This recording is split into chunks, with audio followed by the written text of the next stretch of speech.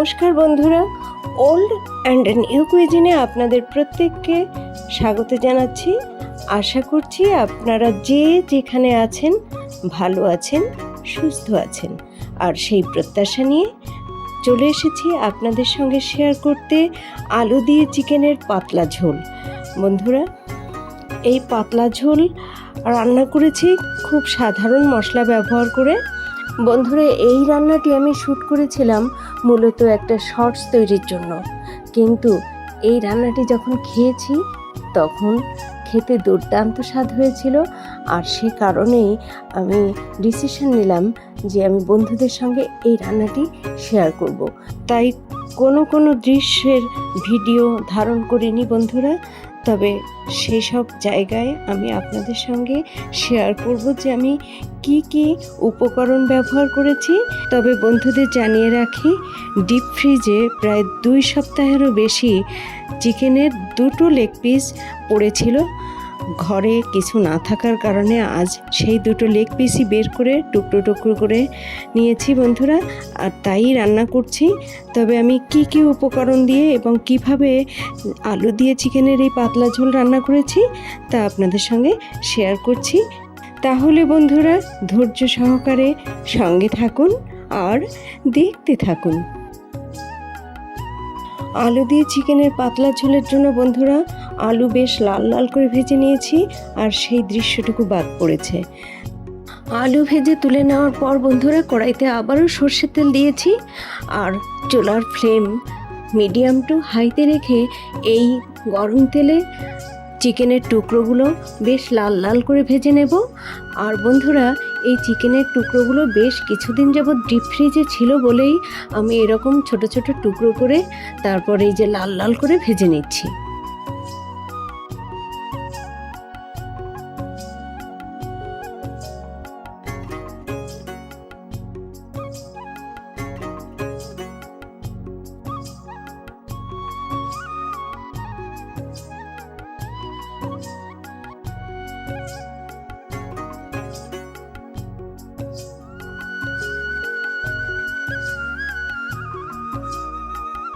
বন্ধুরা, চিকেন ভাজার এ পর্যায়ে এসে চুলার ফ্লেম রেখেছি মিডিয়ামে এবং ধীরে ধীরে চিকেনগুলো ভালোভাবে উল্টে পাল্টে দেখুন বেশ লাল লাল করে ভেজে নিয়েছি এবং তুলে নিচ্ছি কড়াই থেকে।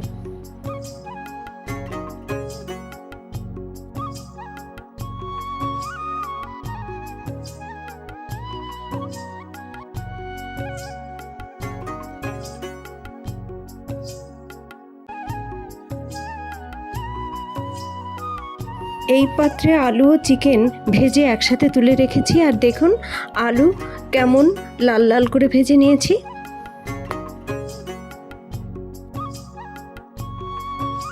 চিকেন ভেজে তুলে নেওয়ার পর কড়াইতে আবারও সর্ষের তেল দিচ্ছি, আর এই সর্ষের তেলের মধ্যে বন্ধুরা ফোড়ন ব্যবহার করব।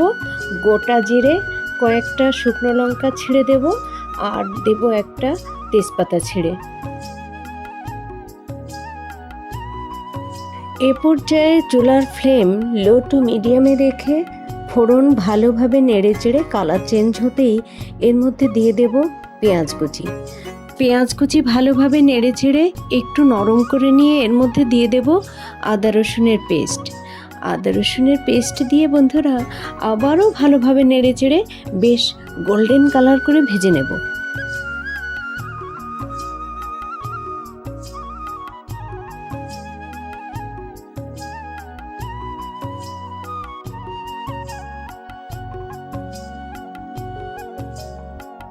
আদা রসুনের পেস্টের সাথে পেঁয়াজ ভালোভাবে নেড়ে চেড়ে গোল্ডেন কালার করে ভেজে নিয়ে এর মধ্যে দিয়ে দিয়েছি পরিমাণ অনুযায়ী লবণ এবং একে একে কিছু গুঁড়ো মশলা ব্যবহার করব এর মধ্যে, যেমন হলুদ গুঁড়ো, ঝাল লঙ্কার গুঁড়ো, কাশ্মীরি লঙ্কার গুঁড়ো, জিরা গুঁড়ো, ধনে গুঁড়ো।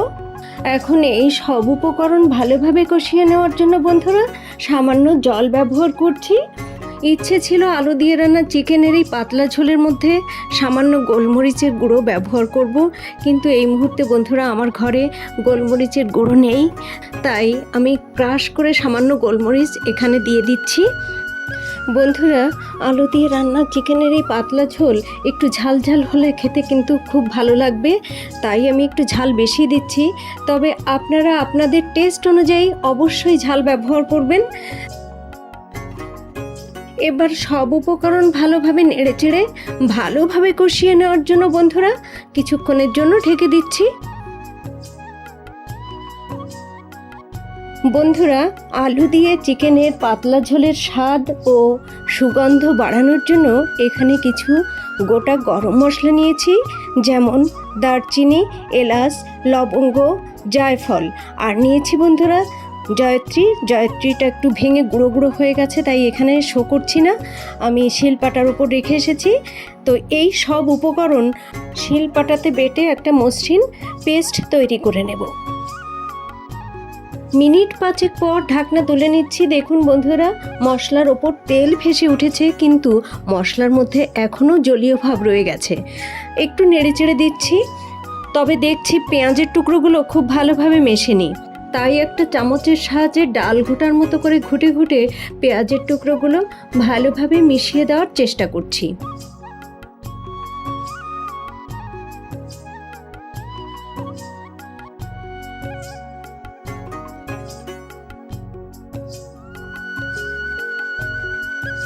দেখুন এবার পেঁয়াজের টুকরোগুলো মশলার সাথে খুব ভালোভাবে মিশে গেছে।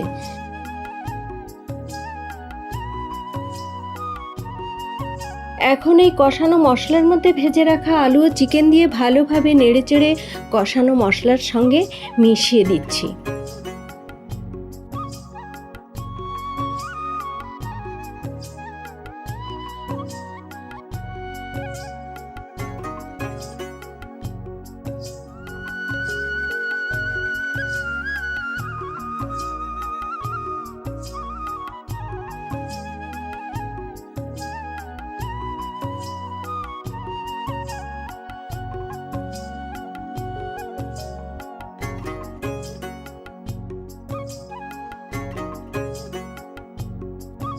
এ পর্যায়ে এর মধ্যে ঝোলের জন্য অ্যাড করছি পরিমাণ মতো জল দিয়ে ভালোভাবে নেড়েচেড়ে চুলার ফ্লেম মিডিয়ামে রেখে 5 মিনিটের জন্য ঢেকে রান্না করব।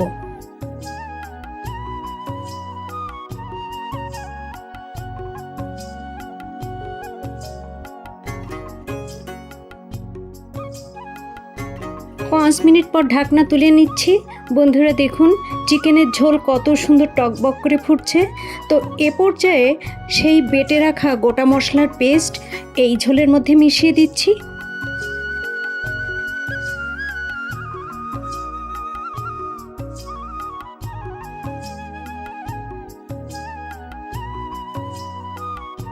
মশলা মেশানোর পর আবারও খুন্তির সাহায্যে মশলা ঝোলের মধ্যে ভালোভাবে মিশিয়ে দিচ্ছি এবং এ পর্যায়ে আবারও ঢেকে রান্না করব 5 মিনিট।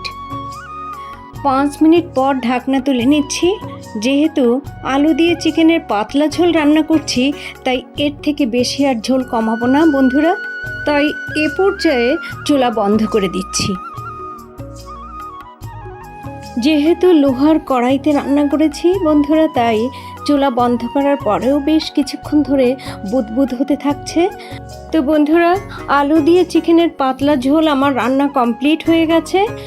এ পর্যায়ে একটু নেড়েচেড়ে দিচ্ছি। আলু দিয়ে রান্না চিকেনের পাতলা ঝোলের মধ্যে গোটা গরম মশলা বেটে ব্যবহার করার কারণে বন্ধুরা এর স্বাদ এবং সুগন্ধ অপূর্ব হয়েছিল, আর সাদা ভাতের সঙ্গে খেতে দুর্দান্ত যাকে বলে তাই হয়েছিল। তো বন্ধুরা, আলু দিয়ে রান্না চিকেনের পাতলা ঝোল আপনাদের কাছে ভালো বা মন্দ যাই হোক না কেন, যদি আমার কমেন্ট বক্সে একটু কষ্ট করে জানান তাহলে আমার খুবই ভালো লাগবে। আমার প্রিয় পুরনো বন্ধুদের পাশাপাশি যদি কোনো নতুন বন্ধুর আলু দিয়ে রান্না চিকেনের এই পাতলা ঝোল ভালো লেগে থাকে, তাহলে আমার এই ছোট্ট চ্যানেলটিকে লাইক, কমেন্ট, শেয়ার এবং সাবস্ক্রাইব করবেন প্লিজ। পাশে থাকা বেল বাটনটি প্রেস করে দেবেন, তাহলে আমার নিত্য নতুন ভিডিও আপলোডের সঙ্গে সঙ্গে আপনারা তার নোটিফিকেশান পেয়ে যাবেন। আর এতক্ষণ ধরে আমার পাশে থেকে ধৈর্য সহকারে এই আলু দিয়ে রান্না চিকেনের পাতলা ঝোল দেখার জন্য আপনাদের প্রত্যেককে অসংখ্য অসংখ্য ধন্যবাদ। ভালো থাকুন, সুস্থ থাকুন, আবারও দেখা হবে পরবর্তীতে।